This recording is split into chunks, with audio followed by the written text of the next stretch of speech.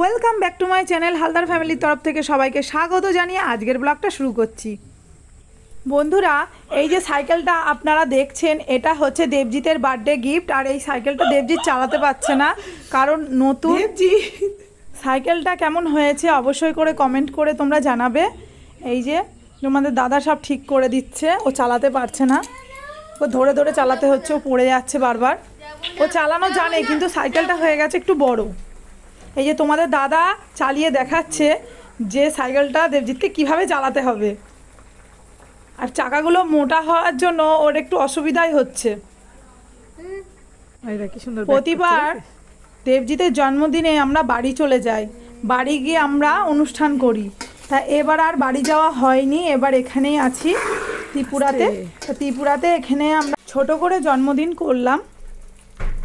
যে দেবজিৎ এবার চলে যাবে পড়তে, তাই ওর তোমাদের দাদা সাইকেলটা ঢুকিয়ে রাখছে। আমার অনেক দিন ধরে ইচ্ছা ছিল ওকে একটা ভালো সাইকেল কিনে দেবো, কিন্তু কিনা হয়নি। তাই আমরা ভাবলাম যে ওর জন্মদিনের বার্থডে গিফটে সাইকেলই দেবো। আর দেবজিৎ খুব ভালো ছেলে, ও কোনোদিনই মুখ ফুটে আমাদের কিছুই বলে না যে মা আমার একটা সাইকেল লাগবে বা কিছু লাগবে, কিছুই চায় না ও। বাই, যাও সোজা বাড়ি চলে আসবা। ভিডিওটা তোমাদের যদি ভালো লাগে তাহলে অবশ্যই করে লাইক করবে।